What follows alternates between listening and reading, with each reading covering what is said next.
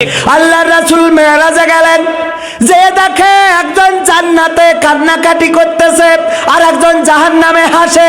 আল্লাহর রাসূল বললেন, ওগো জিবরাইল, এমন উল্টো তো আমি দেখি নাই, এমন উল্টো তো হওয়ার কথা না। জান্নাতে হাসে, জান্নাতে কাঁদে, আর জাহান্নামে কেন হাসে? আল্লাহর নবীকে ফেরেশতা জিবরাইল জানালেন, ওগো নবী গো, এই যে লোকটা জান্নাতে সে একজন আলেম মানুষ, আল্লাহওয়ালা মানুষ, আর যে জাহান্নামে সে চোর। কিন্তু এই আলেমের একজন সন্তান ছিল, আবার চোরেরও একজন সন্তান ছিল।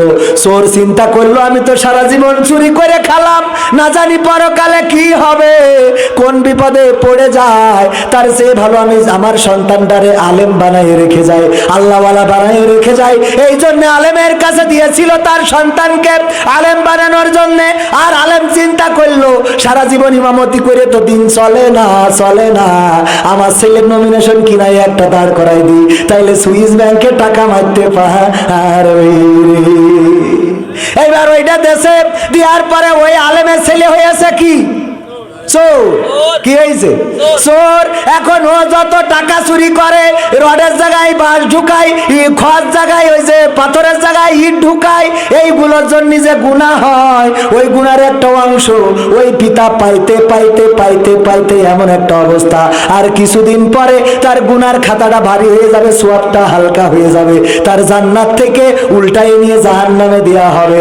অপরদিকে যে চোর, তার ছেলে আল্লাহওয়ালা, নামাজ পড়ে, রোজা করে, আল্লাহর পথে কাজ করে, দিনের জন্য কাজ করে, ও যত সওয়াব করে, ওই সওয়াবের একটা অংশ পিতার আমলনামায় আসতে থাকে, আস্তে আস্তে আস্তে আস্তে ওই পিতার গুনাহটা হালকা হয়ে যাচ্ছে, আর সওয়াবটা ভারী হয়ে যাচ্ছে। আর কিছুকাল পরে, আর কিছুদিন পরে এই লোকটা জাহান্নাম থেকে জান্নাতে চলে যাবে। বলেন সুবহানাল্লাহ। এই জন্য ওই জান্নাতি লোক জান্নাতে থেকেও কান্নাকাটি করে গো, আর জাহান্নামী লোক জাহান্নামে থেকেও হাসে। তেমনি আমার সভাপতি সাহেব দুনিয়ায় কত টাকা উপার্জন করলেন, কত টাকা কত পয়সা সব থাকবে, কিন্তু মসজিদটা যে করে গেলেন, এটা আপনার জন্যই করে গেলেন। পৃথিবীর সবকিছু ভাগ হয়ে যাবে, আপনার সন্তানেরা ভাগ করবে, আপনার নাতিপুতিরা সবাই খেয়ে নেবে, কিন্তু মসজিদটা কেউ নিতে পারবে? সুতরাং 1 লাখ টাকা দিলে কোনো ক্ষতি আছে নাকি? কবুল কবুল কবুল কবুল, ঠিক কবুল ইনশাআল্লাহ, আমিন, আলহামদুলিল্লাহ। নারায়ে তাকবীর, নারায়ে তাকবীর। আল কোরআনের আলো, আল হাদিসের আলো। আমার সভাপতি সাহেব কোরআনের জন্য, ইসলামের জন্য, মুসলমানদের জন্য যে মসজিদ করে দিয়েছেন, পাশাপাশি আজকের মাহফিলেও 1 লক্ষ টাকার ঘোষণা দিলেন। আল্লাহ দানকে কবুল করে নাও। সভাপতি সাহেব মাঝে মাঝে চিকিৎসার জন্য ভারতে যায়।